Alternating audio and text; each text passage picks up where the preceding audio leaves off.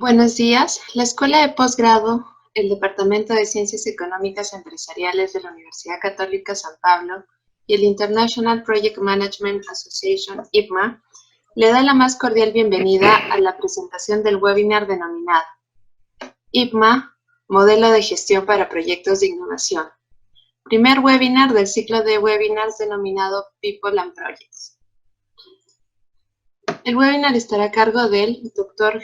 Jesús Martínez Almela, presidente global del International Project Management Association, quien cuenta con la certificación nivel A, y el Magíster Germán Gallardo, presidente del International Project Management Association ITMA en Perú, quien cuenta con la certificación nivel C.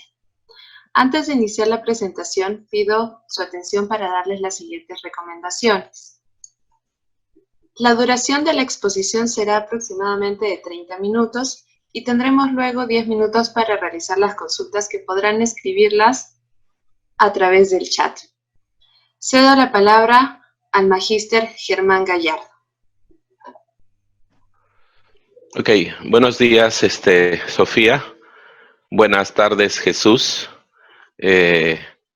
Estoy muy complacido y muy contento de presentar este webinar, People and Projects, que es un webinar que básicamente vamos a decir que es una conversación de dos expertos y vamos a tener una serie de webinars hasta el mes de noviembre que buscan de una manera informal, ¿no?, presentar temas importantes para la sociedad, ¿no? Uno de los dos hará las preguntas y el otro dará respuestas y comentarios basados en su experiencia y conocimiento. Les damos pues la bienvenida a todos los amigos que se están conectando. Vamos a tratar temas vivos, temas candentes en el mundo actual, ¿no?, necesidades que tiene nuestra sociedad nacional, la sociedad mundial, en los distintos rubros del quehacer. Y el día de hoy tenemos como invitado especial, estamos abriendo esta sesión de webinars con el presidente global de ITMA, de la International Project Management Association. Es una confederación de asociaciones que nació en el año 1965, tiene 55 años de recorrido en todo el mundo. Jesús Martínez Almela, él tiene sus estudios en Stanford University, ha estudiado en el IES de España, es ingeniero agrónomo y sobre todo consultor en dirección de proyectos, gran amigo de toda Latinoamérica, impulsor y, como él bien dice, evangelizador del Project Management por competencias, ¿no? Entonces vamos a iniciar esta conversación. Es una conversación informal, es una conversación en donde vamos a tratar al final de sacar algunas conclusiones que nos van a servir para nuestras vidas, para aprender cosas, y vamos a estimular también un poquito a la audiencia y los animo a participar con sus preguntas, con sus inquietudes, ¿ok? Siempre el título es People and Projects y por lo tanto de lo que se trata es de, sobre todo, enfatizar el rol de la persona en el proyecto profesional, resaltando competencias, ¿ok? Entonces, Jesús, muy buenos días, Perú, buenas tardes, España, Europa. No sé si quieres decir algunas palabritas antes de empezar. Bienvenido.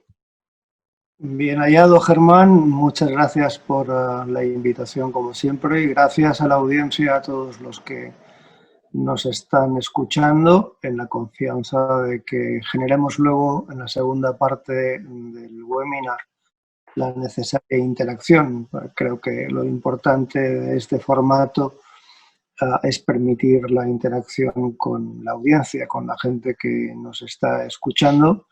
Así que buenos días a Perú, buenos días Arequipa. Un gusto estar aquí nuevamente con todos ustedes. Ok, Jesús, entonces vamos a empezar. La pregunta que tengo yo es la siguiente. Jesús, eres presidente de la Confederación Global ITMA. ¿Puedes, por favor, explicarnos qué es ITMA, qué significan sus siglas, qué es lo que quiere ITMA para la sociedad? ¿Cuántos años tiene en el mercado mundial? Háblanos un poquito de esta Confederación Global. Con mucho gusto, Germán. Tú lo has avanzado. IPMA en estos momentos va camino de cumplir 56 años de vida. Fue una iniciativa de un grupo de expertos, de ingenieros, tanto de la academia como de la industria, básicamente en un mundo, digámoslo, pangermánico. En aquel entonces fue un grupo de expertos de Suiza, de Alemania, de Francia, de Austria, algún italiano, algún sueco, que decidieron lanzar adelante un proyecto del cual hoy somos herederos. Una curiosidad que por gente sabe es que el nombre actual de IPMA es un nombre relativamente moderno, porque durante 24 años, desde la fundación en el año 1965 hasta el año 1994, nuestro nombre fue Internet, que era el acrónimo de International Network. Era una red de profesionales y de académicos que investigaban sobre lo que empezaba a considerarse una profesión emergente y que hoy la es, como es la dirección de proyectos, el project management. 56 años después, hoy en día IPMA aglutina a 72 asociaciones nacionales. Somos una confederación de naciones. Es la red profesional más extensa y somos los únicos que tenemos un sistema de desarrollo competencial para personas, para proyectos, para programas y para las organizaciones. Nuestro principal objetivo, pues, es la defensa de la profesión y el profesionalismo y conseguir que todos los proyectos sean exitosos para la sociedad en su conjunto. En IPMA no hablamos de Project Economy, hablamos más de Project Society, porque entendemos que una economía proyectizada es parte de una sociedad proyectizada. Y en una sociedad hay muchísimos más proyectos o tipos de proyectos distintos a los proyectos clásicos de ROI o de retorno de capital. Es un concepto moderno esto de la sociedad proyectizada. Es sumamente interesante. Sin lugar a dudas, proyecto nace en el mundo de la arquitectura y de la ingeniería. La profesión, de alguna manera, de dirección de proyectos empieza como tal a inicios de los años 50, finales de los años 40 del siglo pasado, y se consolida a finales de los años 70 también del siglo pasado. De cualquier forma, históricamente se ha considerado que el proyecto era algo que hacían ingenieros y arquitectos. Evidentemente, el devenir de la sociedad, el aumento de la población, un mundo cada vez más complejo, más ambiguo, más incierto, ha necesitado de más proyectos y de más directores de proyectos en sectores fuera de la ingeniería y de la arquitectura. De ahí que nazca el proyecto o la denominación de sociedades proyectizadas, con el nombre de Projectification of the Societies. Y es algo que es trascendente para el futuro de la humanidad. Estamos viendo ahora un ejemplo de cómo todo está cambiando y va a cambiar más rápidamente debido a la pandemia, debido al COVID. Y él lo estaba siendo empujado por la era de la inteligencia artificial, donde empezaban a cambiar paradigmas clásicos de cómo se dirigían proyectos o cómo educábamos a directores de proyectos en un ambiente o en un contexto más o menos estable. Pero ahora, de la noche a la mañana, nos hemos quedado desnudos, ¿verdad? Ante una realidad. Más razones todavía para hablar de Project Society, sociedades proyectizadas. No claro, solamente... me parece interesantísimo porque yo había escuchado hablar de Project Oriented Organizations, de organizaciones orientadas a proyectos. Y el concepto anterior me parece que es el tema de las PMOs, las Project Management Offices, ¿no? Entonces, pero tú estás introduciendo al auditorio, a nuestros amigos que nos escuchan a una nueva y retante, digamos, concepto, que es el de Projectification, que yo creo que es propósito de un webinar aparte, me parece, no sé. Sí, en 30 minutos hay poco tiempo para profundizar. Nos va a dar tiempo a compartir los tips, los principales conceptos. Proyectificación significan muchas cosas y hay distintas dimensiones de la proyectificación. ¿Por qué hablamos de proyectificación de la sociedad, una sociedad proyectificada? Porque la sociedad es como una moneda que tiene muchas caras, pero todas forman parte de la misma moneda. Necesitamos una aproximación más sistémica, más holística a los desafíos. Y la forma menos mala o menos insegura de hacer frente a estos retos es proyectizar las iniciativas, pero para proyectizar las iniciativas necesitamos algo más que proyecto y es ¿para qué sirve? Responder ¿para qué sirve el proyecto? ¿Cuál es la estrategia y cuáles son los objetivos que pretende alcanzar, entregar el proyecto? Es un tema que efectivamente nos va a exigir muchísimo más tiempo. Pero el concepto es, nosotros buscamos más allá de una sociedad, de una economía proyectizada, una sociedad proyectizada, donde la economía proyectizada es un pilar fundamental. Interesante. Movámonos a un punto que creo yo que es importante en esta conversación.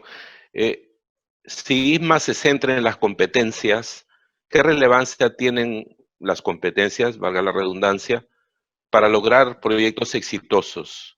Porque sabemos que ISMA es una, digamos, confederación mundial centrada en competencias. O sea, ¿qué es una competencia?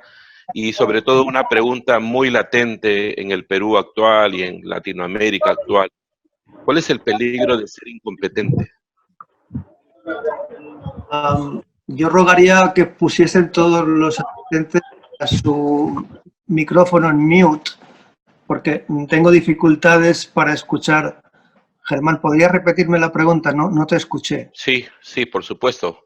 Decía de que si ISMA se centra en competencias, ¿qué relevancia tienen las competencias para lograr proyectos exitosos? La importancia. Luego, ¿qué es una competencia? Porque sobre esta también parece un poco de confusión. Hay que aclarar qué es una competencia. Y una pregunta importante, sobre todo en el Perú de hoy, ¿cuál es el riesgo de ser incompetente en la Latinoamérica de hoy, yo diría? Sí. Bueno, Germán, más que una pregunta, son 4 preguntas en una y eso Sí. es difícil responder a 4 preguntas con solo una respuesta. Por partes, si te parece, definición de competencia, porque los sajones dicen que la palabra competence es muy parecida a competencia, ¿cierto? Sí. Es de la familia de las wicked words, de las palabras perversas. Todo el mundo las utiliza, pero pocos saben exactamente qué es lo que significa, ¿no? Mira. Es como lo del cutting edge o advanced engineering. Son palabras que quedan muy bacán, pero que si hacemos una investigación o una serie de preguntas, pues pocos lo pueden hacer, ¿no? Y recuerdo el primer congreso de estudiantes de ingeniería en el Perú, allá por el año 2010, donde me entrevistó la televisión peruana y me preguntó acerca de competencia. Y el día siguiente vi el reportaje y el entrevistador decía que Perú va a tener mucha competencia. Quería decir que iba a tener mucho competidor, ¿no? La competencia hay que referirla al contexto. ¿Competencia sobre qué? Competencia, en este caso, profesional. ¿Competencia profesional para qué? Competencia profesional para dirigir proyectos. En este sentido, la definición de competencia profesional y para dirigir proyectos está definida en una serie de estándares internacionales. Y hay una norma ISO que habla de qué es definición de competencia y muchos estados, muchos gobiernos tienen una definición que es muy parecida. Competencia es la capacidad, el grado de habilidad, el grado de destreza que una persona tiene para aplicar sus conocimientos. Y siempre la competencia tiene que ser medible, tiene que ser verificable y para ello tiene que existir un patrón internacionalmente reconocido. Me explico porque no es sencillo en el primer intento. Uno puede ser conocedor, ¿cierto? ¿Cómo se es conocedor? Pues superando una serie de exámenes de conocimiento.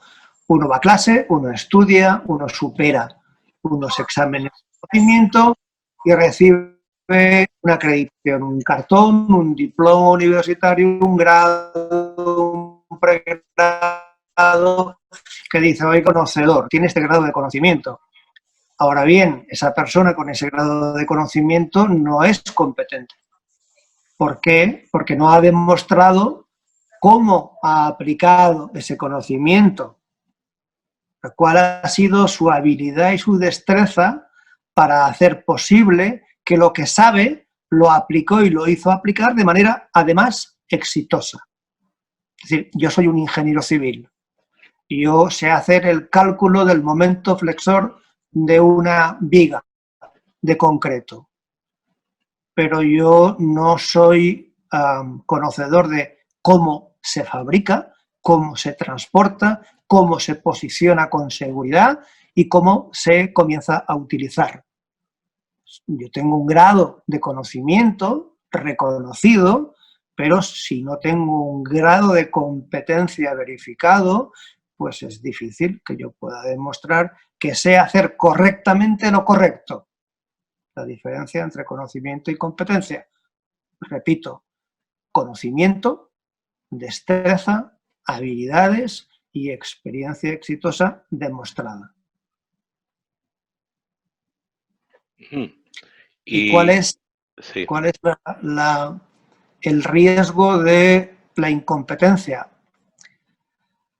Pues es con medio chiste, como darle una navaja a un mono. Se cortará la criatura y cortará a todos los que tenga cerca, porque no sabe manejar el mono, la navaja, no sabe lo que es. Lo aprenderá probablemente, pero no sabe cómo utilizarlo. Ser incompetente significa, en el mundo que nos está tocando vivir, un gran riesgo, porque la incompetencia lleva aparejado un grado de ignorancia, y la ignorancia implica mucho atrevimiento. Hay gente que, considerándose atesoradora de muchos conocimientos, de muchos títulos, de muchas publicaciones, ignora el conocimiento de los demás y cómo hacer que el todo sea más que la suma de las singulares partes.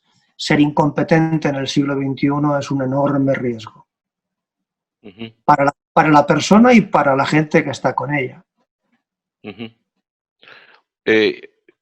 Yo siempre he pensado de que la incompetencia tiene como dos lamentables consecuencias. Una que suele ser cara, porque se gasta más de lo que se debe, y la segunda es de que es además injusta, porque la gente que vive bajo un jefe incompetente termina sufriendo y pagando los platos rotos, ¿no? Entonces esto de la incompetencia es un tema fundamental, pero en muchos países en Latinoamérica, digamos, no hay modelos de medición de competencias, salvo lo que está INMA, y se piensa más bien que el cuerpo de conocimientos es lo que va a hacer el éxito, ¿no?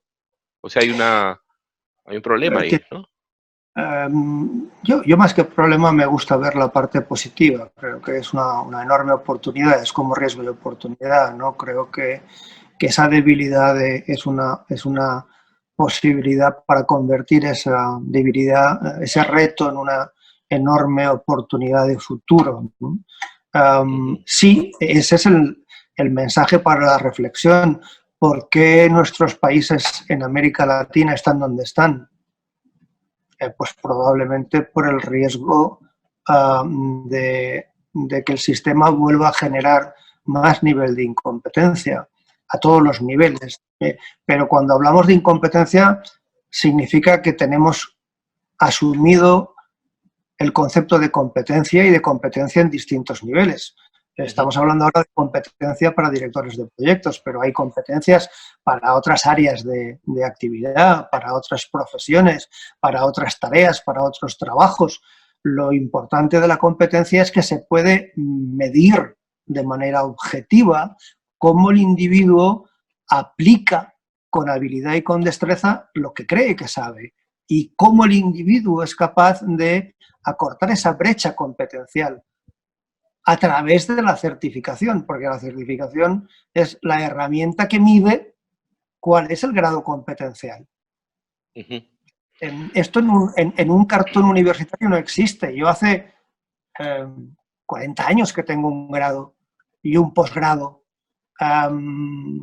Y ¿quién garantiza que esos conocimientos adquiridos hace tanto tiempo hoy sean los adecuados para mi desarrollo profesional? Nadie. Nadie me está pidiendo que actualice. Si hablamos de hace 40 años, la población en el planeta era la mitad. La complejidad era más de la mitad, a menos de la mitad.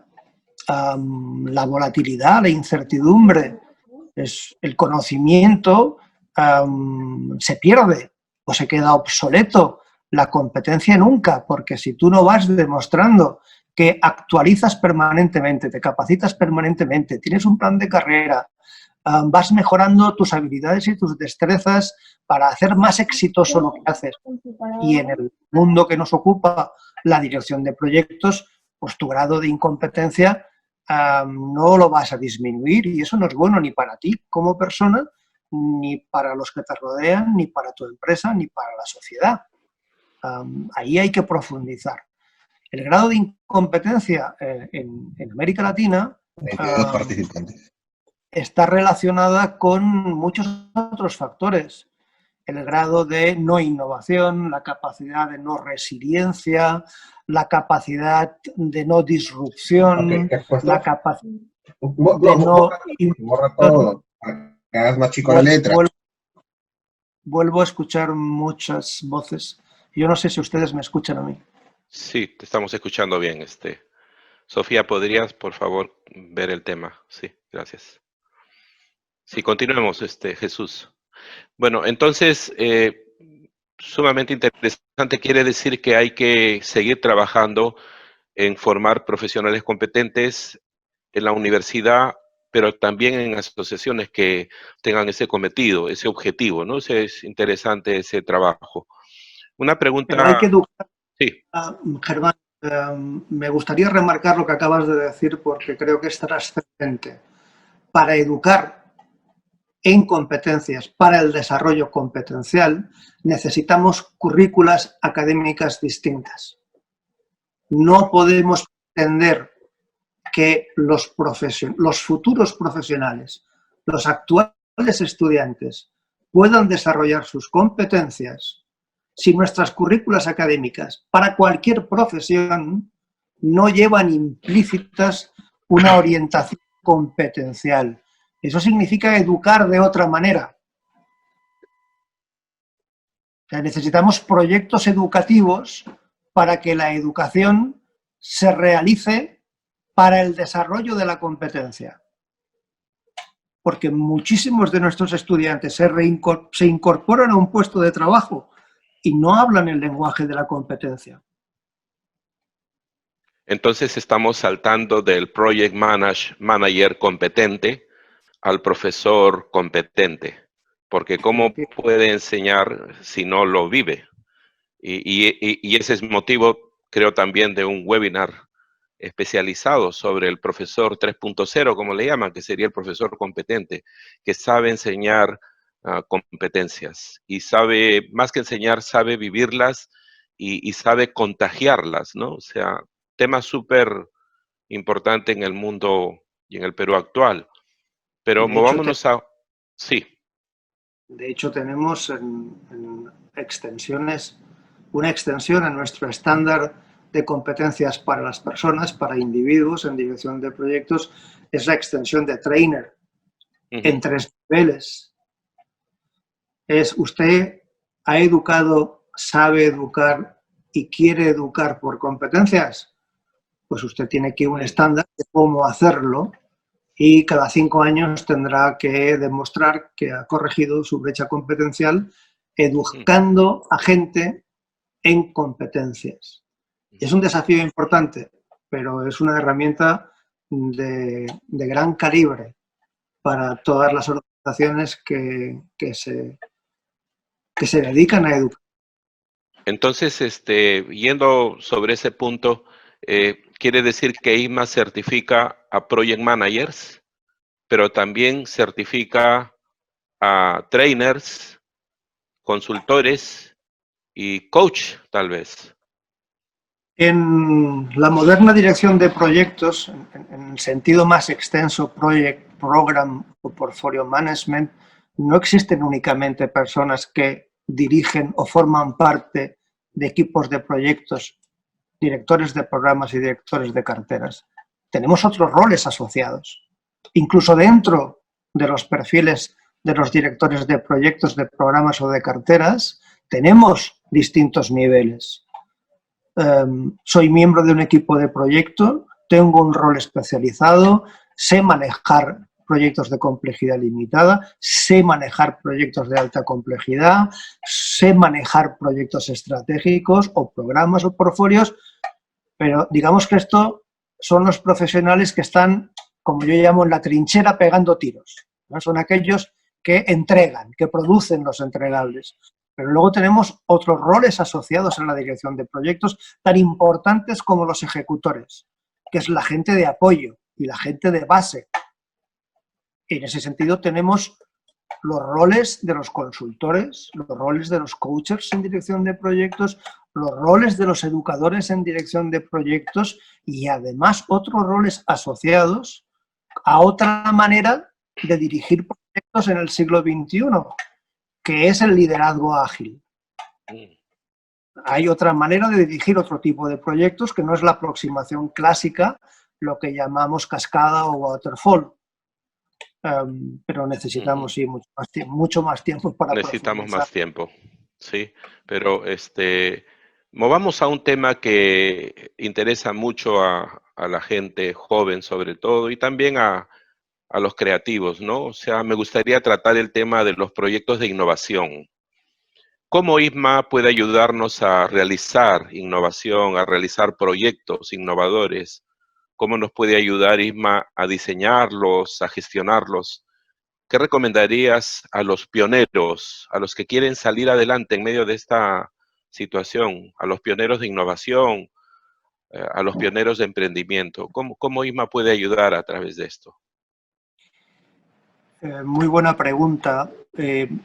Los proyectos de innovación son una tipología de proyectos, pero troncalmente son proyectos. Es decir, el entregable, lo que va a producir el proyecto, pues no deja de ser un entregable con mayor grado de tangibilidad, ¿cierto? Y la manera en que se dirige el proyecto de innovación, pues tiene un ciclo de vida con distintas fases.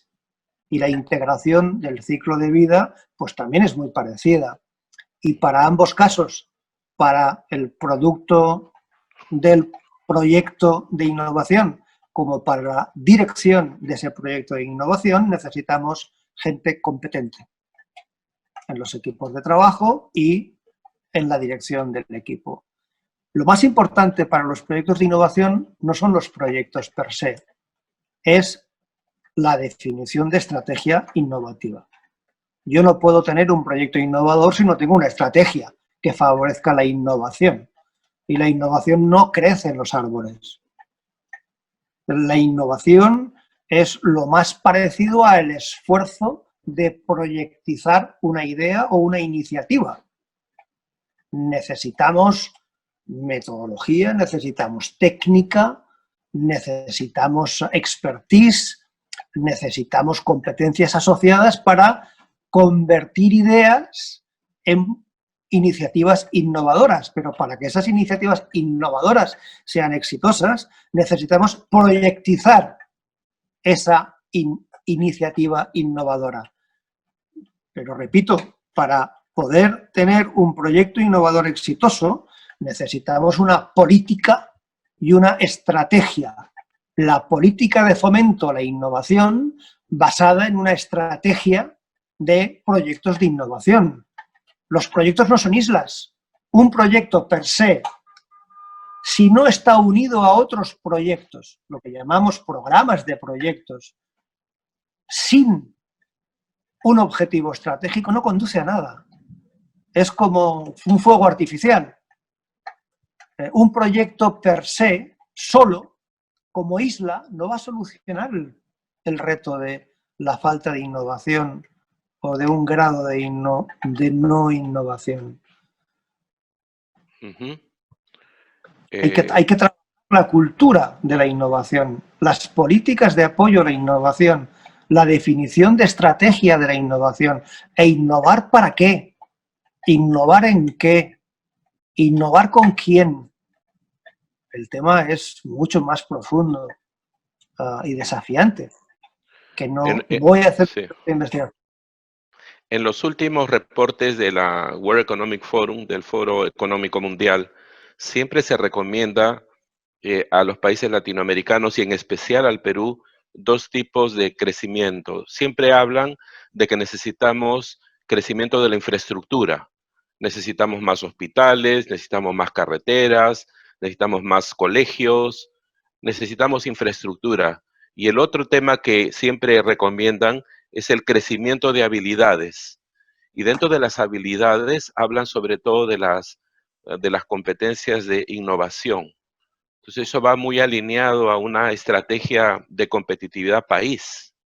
Es lo que estabas mencionando, ¿no? Que es súper importante para el país, para que crezca. Y hay pocos emprendimientos, pocas innovaciones, pocas patentes en el Perú, ¿no? Sin lugar a dudas, a eso me refiero cuando digo que para que un proyecto sea innovador y exitosamente innovador, hace falta que ayude a aterrizar la estrategia. La estrategia, para que sea aterrizable, necesita de políticas que fomenten a proyectos y a directores de proyectos que tengan iniciativas innovadoras. Volviendo otra vez al tema de las infraestructuras que decides. Pues imagínate que tenemos directores de proyectos brillantes, exitosos, que producen innovadores puentes que permiten aguantar flujos enormes en situaciones de aluviones, que tienen una resistencia para aguantar mucho mayor transporte y que en el otro lado del río, en el otro borde del puente, tenemos directores de proyectos que son innovadores y han hecho un hospital espectacularmente distinto para atender a la población que pone enferma. Pero resulta que no tenemos ambulancias que sean capaces de ir a esa velocidad y sobre todo no tenemos carreteras que sean capaces de llegar al primer estribo del puente y que sean capaces de llegar al puente para llegar al hospital. ¿De qué me sirven esas dos innovaciones en puentes exitosos y en hospitales exitosos si no tengo todo el sistema de innovación coordinado con la misma cultura, con las mismas políticas y con la misma estrategia? Muy interesante eso que dice, o sea, el sistema de innovación, hay que trabajarlo. Es súper importante entonces. Imprescindible. Hay una pregunta que creo que es obligada en el momento actual. Ya llevamos casi 30 minutos de conversación, pero creo que es importante. En la hora actual, ahorita en la hora actual se ha puesto de moda en el Perú sobre todo la muerte, lamentablemente. Estamos viviendo en una pandemia, en un momento de crisis extrema. Nuestros amigos, nuestros familiares mayores están siendo infectados y la tasa es muy fuerte. Estamos en medio de una crisis muy fuerte, particularmente en el Perú. creo que ya estamos ocupando el primer lugar en número de personas que están falleciendo por esto. O sea, en medio de este momento duro de sufrimiento, en este momento de crisis, ¿cómo se puede innovar y crear en medio de esta crisis fuerte y viviendo en un país donde todavía hay un poquito de descontrol en la pandemia? ¿Cómo podemos hacer esto de la innovación y creación? Es tremendamente difícil innovar en medio del fuego cruzado. Innovar en una situación catastrófica y de crisis como la que está lidiando la humanidad en general y el Perú en particular es tremendamente difícil, porque la estrategia es otra. La estrategia es salvar vidas, la estrategia es evitar nuevos contagios, la estrategia es conseguir que la gente pueda sobrevivir a pesar del impacto en la economía, en las relaciones sociales, en la educación. Es difícil plantearnos soluciones innovadoras, proyectos innovadores en el cortísimo plazo de tiempo. Uno puede tener una idea brillante, uno puede tener una idea disruptiva en cómo fabricar distintas mascarillas de protección, cómo puedes mejorar respiradores, cómo puedes mejorar fármacos y vacunas para controlar y reducir contagios y mortalidades, pero todo el resto es difícil porque depende de prioridades y depende fundamentalmente de la disponibilidad de gentes que puedan dedicarse a esos proyectos de innovación, que no digo que no se puedan hacer, pero digo que es bastante más difícil porque la innovación viene, aparte de que hay siempre hubo, siempre habrá gente brillante que pueda tener un mayor grado de intuición, de creatividad, que pueda favorecer un determinado grado de innovación. Estas personas probablemente en estos momentos estén abordando los proyectos, los desafíos de la gran mayoría.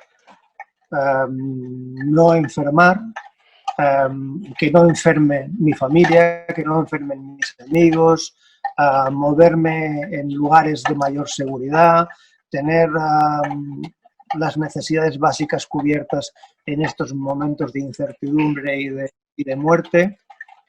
Sí que es posible lanzar proyectos de innovación, pero en este momento las innovaciones pues, estarán centradas en proyectos que puedan ayudar, repito, a abordar los desafíos más inminentes. La erradicación de la pandemia, la disminución del impacto generado por la pandemia. Bueno, Jesús, han pasado ya 40 minutos desde que hemos empezado, casi, ¿no? Vamos a pedir a Sofía que nos transmita si es que hay algunas preguntas. Adelante. Por favor, o lo vemos en el chat.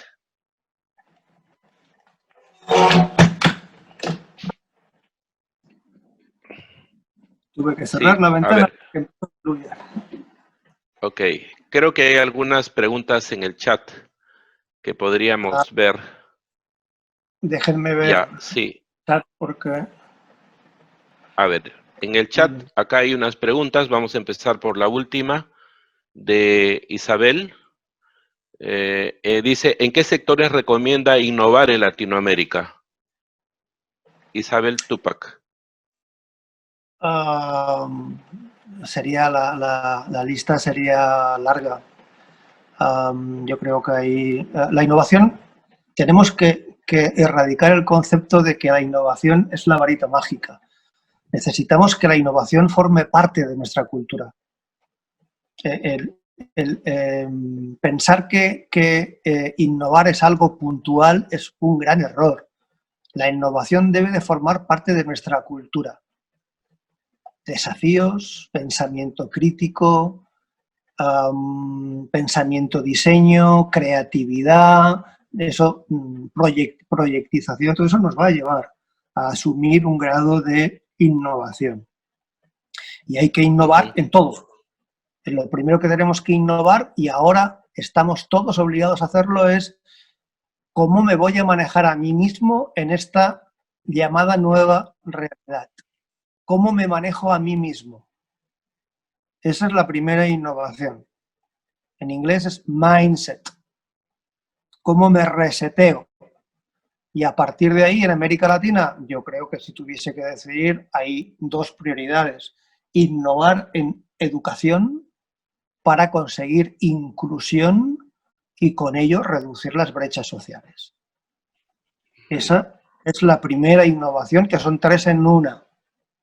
Eso nos llevará a valores y eso nos llevará a un concepto de cultura del esfuerzo, a una cultura basada en una aproximación más sistémica, más holística, más inclusiva, más justa. Y a partir de ahí usted puede decir, bueno, es que en mi ciudad y en mi región hacen falta innovaciones en cultura sanitaria, en cultura nutricional, más innovaciones en nuevas formas de empleo, más innovaciones en producir alimentos. Bienvenidos sean esos proyectos, pero necesitamos prioridades. Y la primera es siempre uno mismo. Y luego, insisto, sembrar la cultura de la innovación, que no existe. O sea, tratando de tocar algunos puntos, reinvención, hay que reinventarnos, hay que, qué bonita esa competencia de Isma, que es la autorreflexión y la autogestión, ¿no? Empezar por ahí, por trabajar en eso. El design thinking, lo que decías, ¿no? El pensamiento diseño, que está entrando con mucha fuerza y que es una nueva e interesante, digamos, aspecto que debemos mejorar. Víctor Ibáñez pregunta, luego de saludarte, dice, ¿podría hacer un paralelismo de cómo están enfrentando la pandemia en España versus cómo se está manejando en Latinoamérica? Y luego hace otra pregunta, ¿cómo la gestión de competencias está marcando la diferencia en las sociedades? Son dos preguntas bien distintas. La primera tiene una connotación muy política, porque las estrategias para abordar los desafíos, desgraciadamente o afortunadamente, en ambos casos, están en manos de los políticos. Y desgraciadamente los políticos tienen pocas competencias y menos conocimiento en dirección del proyecto.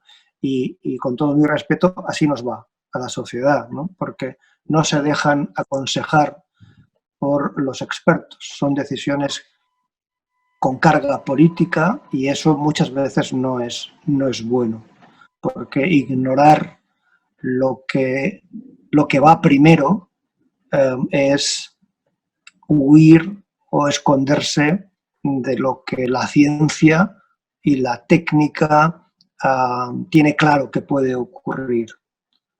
El paralelismo con España no es bueno. Yo no conozco en profundidad. Si ya me cuesta entender lo que ocurre en España, no me atrevo ni de lejos a decir lo que está ocurriendo en América Latina, porque, entre otras cosas, hace 5 meses que estoy bloqueado en mi casa. O sea, con lo cual, mi contacto con la realidad del mundo es a través de esta realidad virtual, lo cual está muy bien, pero pierdes los olores, los colores, el contacto con la gente, el comentario a baja voz, la intuición de ver lo que sucede a tu alrededor. No es buena referencia a España, ¿por qué? Porque tenemos 17 Españas. Ustedes no lo ven ahí, no lo saben, pero tenemos 17 gobiernos. Cada autonomía tiene un gobierno, con lo cual es un auténtico despelote el tema del alineamiento de la estrategia para hacer frente a los desafíos. Claro, claro. No mira a España como ejemplo en este caso. ¿Cómo lo está haciendo con la pandemia? España no es el modelo a mirar, desgraciadamente. Como se está haciendo en América Latina, tienen algún buen ejemplo. Hasta donde yo conozco, Costa Rica y Uruguay son dos ejemplos de buenas políticas predictivas y proactivas para abordar el desafío de la pandemia. Aquí no es cuestión de técnica, no es cuestión de medicina, no es cuestión de mayor conocimiento de virólogos, de patólogos, es otro enfoque, ¿eh? Es la falta de estrategia ante un riesgo avenido que ha sido el COVID-19, que estaba en los libros. Esto no ha sido un cisne negro, es una mentira. Esto ha sido un rinoceronte gris. Es otro animal y otra definición que utilizamos en dirección de proyectos. El rinoceronte gris se sabe que está ahí y que puede aparecer, pero se mira para otra parte. El cisne negro es algo que ocurre y que nadie tenía idea de que podría ocurrir y genera lo que genera. La aparición de pandemias es innata a la humanidad. Siempre hemos tenido pandemias. Las que más han matado se han erradicado escasamente hace 70 años. Hemos tardado más de 5.000 años de historia en erradicar la viruela. En los últimos 300 años han matado cientos de millones de personas. Lo que pasa es que eso no se explica en la escuela, ¿verdad? Hoy tenemos pandemias, pero están bien controladas por fármacos, pero tenemos el síndrome de inmunodeficiencia adquirida, continúa siendo una pandemia. Ya tenemos muchos fármacos y muchas vacunas. Las gripes comunes son pandemias que matan a cientos de miles de personas al año, entre otras. Pero tenemos vacunas y lo podemos controlar. Va a aparecer otro COVID en los próximos años y en los próximos decenios, y mientras exista humanidad tendremos pandemias. El gran problema es no aplicar lecciones aprendidas, no tener estrategias y no tener programas de proyectos para aterrizar la estrategia de manera proactiva y predictiva cuando el riesgo se manifieste. Bueno, Jesús, sí, muchas gracias. Hay más preguntas, pero el formato del webinar de People and Projects es este, o sea, es una conversación de unos 30, máximo 40 minutos. Queremos, digamos, agradecer